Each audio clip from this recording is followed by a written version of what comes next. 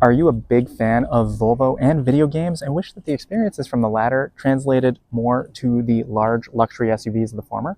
Well, guess what? Volvo has answered your prayers with this, the 2025 EX90. The EX90 takes a lot of the ingredients we love in the existing gas and plug-in powered XC90. It's comfortable, it's spacious, it's efficient, and it's cool in that classically Swedish way, and upgrades the recipe for the all-electric era, 3 rows and all. The catch is that, like a lot of modern video games, the EX90 has a lot of features, or rather it will, in a future update.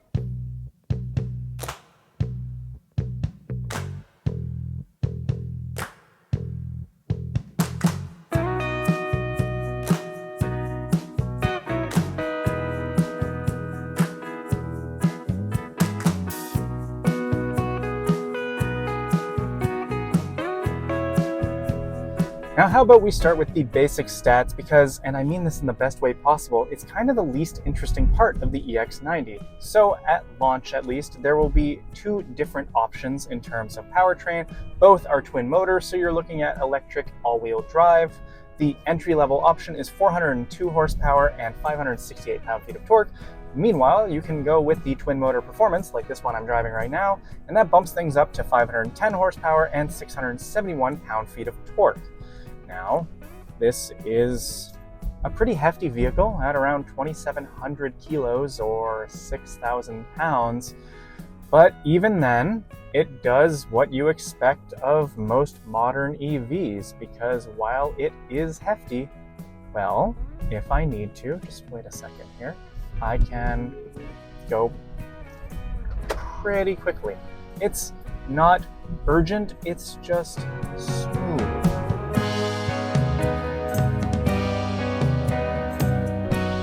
If you've been looking for an XC90 experience but want more of that electric feel you get in the plug-in T8 Recharge, well, that's pretty much what the EX90 does.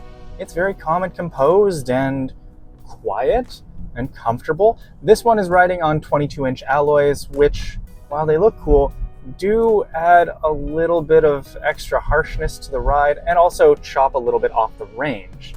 Slung low on the floor is a battery pack with 107 kilowatt hours of usable capacity. This translates to an EPA estimated range of 308 miles or 495 kilometers on the standard wheels. Opt for the pretty 22s on this tester and you lose a dozen miles of range. It's not a big deal if you are really sold on the styling, but I'd be curious to see how much nicer the ride is on the standard 20-inch wheels.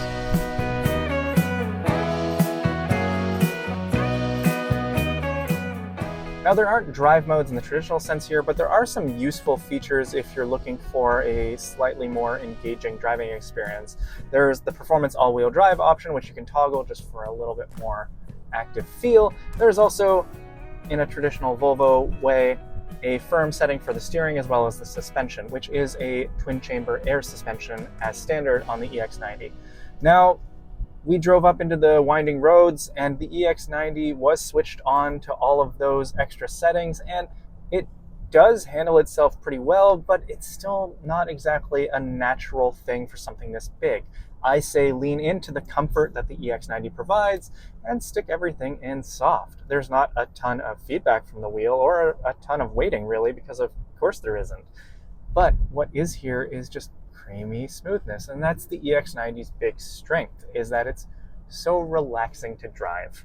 I don't need every car to pretend to be sporty.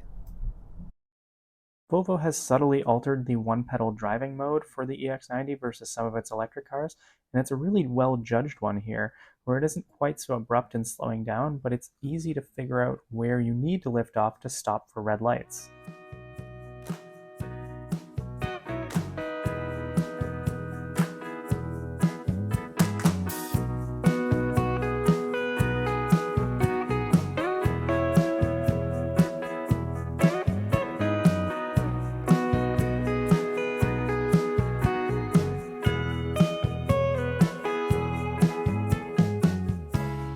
So what do I mean about this whole DLC business? Well, we're here at the international first drive for the EX90, and there are quite a few features that are coming soon. Now, luckily, at least at the time of recording this video, they're not pay extra features, so they're not paid DLC, but it's just a work in progress sort of feel. For example, that big collection of LiDAR gizmos up in the top of the windshield that gives the EX90 a bit of a rally car vibe from far away. Yeah, this is in learning mode right now, so it's not exactly active and can't provide all of the additional features that Volvo has promised, but it will be coming at a later time. If you want Apple CarPlay, that isn't here in this car. Volvo representatives did say it's a matter of days away, so chances are by the time you see one in showroom, you will have access to it.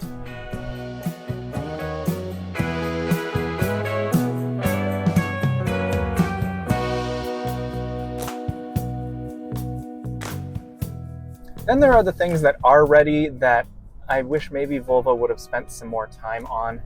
So, for example, one of our least liked features in modern cars is the over-digitization of features, where everything is a digital setup instead of physical buttons.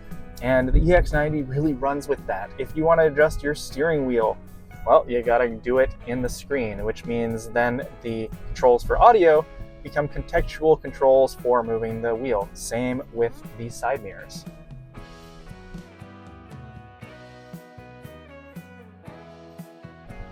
Another feature that I can't really get behind is the window switch control. So like a certain Volkswagen, the EX90 has a toggle over here to control whether you are powering down the front row of windows or the rear, and that just seems unnecessary. What's so hard about putting 2 extra buttons down here?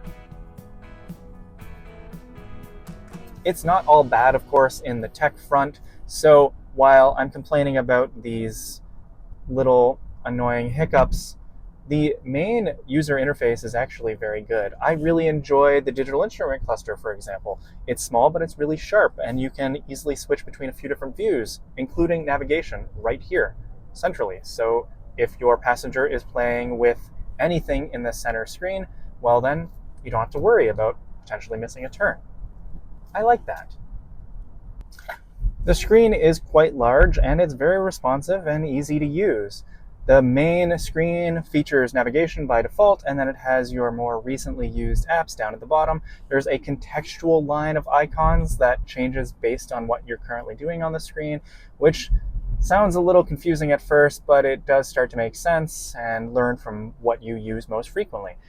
Then there is a final row of icons that are permanently down on the bottom of the screen, and that handles things like the home screen, all of your apps, as well as things like the detailed climate settings.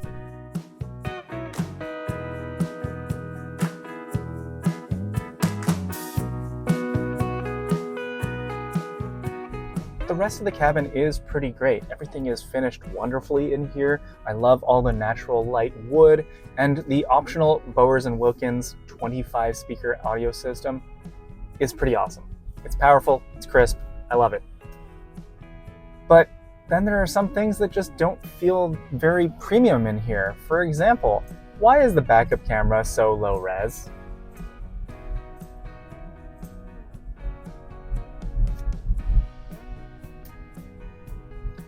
Also, this might not be a problem because it's something that can be fixed in the future and you'll probably be carrying your keys around with you.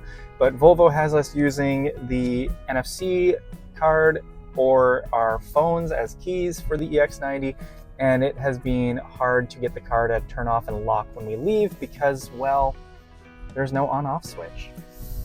Front seat comfort is excellent. Now I might complain about the lack of ventilation here, but Volvo's massage function remains one of my absolute favorites in any segment.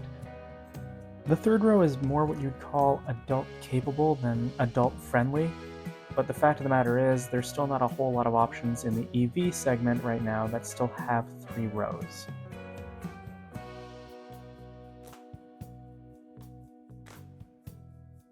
Another thing I find strange about the EX90 is that it's missing some features that I just expect on a flagship, especially one that starts at $80,000 US or 6 figures in Canada.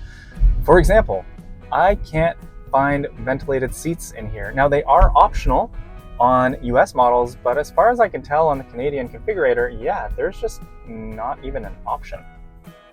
While this wasn't the strongest first impression, the good news is that the 2025 Volvo EX90 nails a lot of the basics. Most of what it's missing in its current form can be added or at least tweaked in future updates. Pricing starts around $80,000 in the US and $110,000 in Canada, and the SUV will arrive in dealerships before the end of the year.